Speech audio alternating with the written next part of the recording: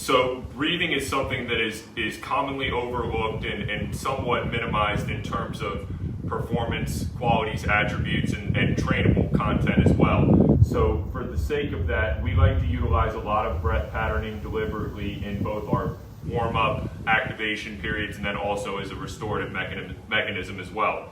So for the sake of this, we're going to have Jeremy demonstrate just a very simple 4x4 breathing from a supine position. So for this, when we say 4x4, what we mean by that is a 4-count inhale through the nose, a hold for 4 seconds, and then a 4-second exhale through the mouth, and just maintaining that cadence. As for the actual breathing instruction, the most important thing with the breath patterning is making sure that we are getting as deep down into the belly as we can.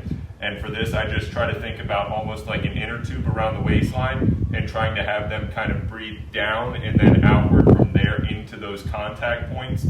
But importantly, just making sure that we're not seeing a lot of chest rising and a lot of chest breathing. So really trying to, and you see Jeremy has his hands here to kind of cue himself to really breathe down into that part of the belly. So this is a good little glute bridge variation here that gets a little bit of a rotation and a thoracic element in it.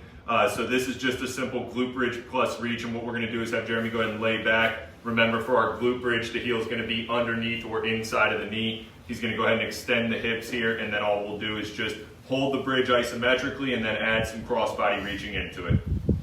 So keeping the pelvis pretty fixed, rolling through the center of pressure on the foot, and then trying to stay long in that arm. And notice he's kind of pivoting through the opposite shoulder here. This is a really good demo here.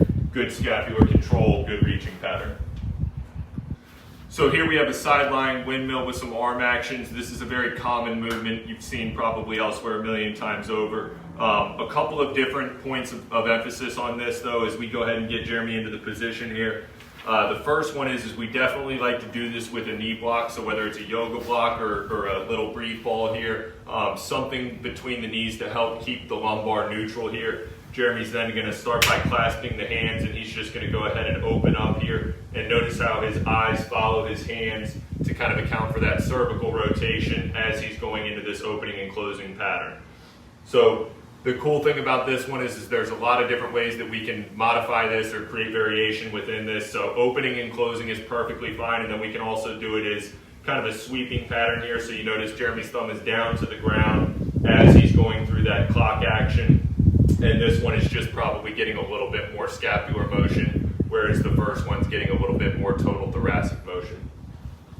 So here we have a good locomotion combination pattern here. We're going to work a reverse crawl into a pike position here. So for this, we're going to get Jeremy set up. And before he even moves here, with the crawl position, we want to make sure that the hands are stacked directly under the shoulders, knees are stacked directly under the hips, and we have a good rib cage pelvis relationship here, so we're not too sloped in that low back. From there, I'm just going to have him elevate his knees about 6 inches, and then we're just going to work back in a reverse crawl.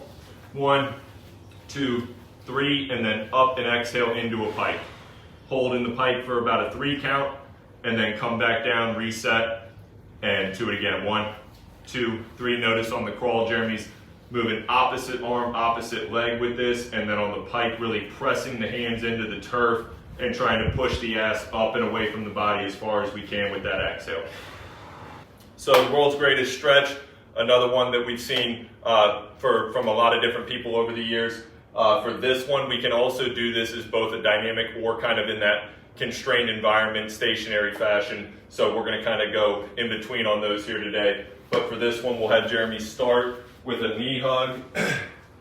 He'll fall into that lunge position, brace down in the bottom, and then go ahead and rotate up and towards that front leg in that thoracic rotation. And then he'll go ahead and work back and reverse that pattern. And then opposite side.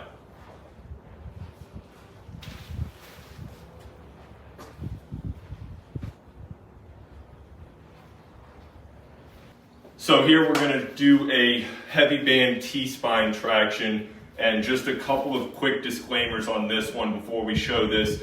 Number one, make sure that the band tension is appropriate. If you're somebody who's in a lighter body weight, under 150, under 160 pounds, you really don't need a lot of band tension in order to get what we're trying to get out of this.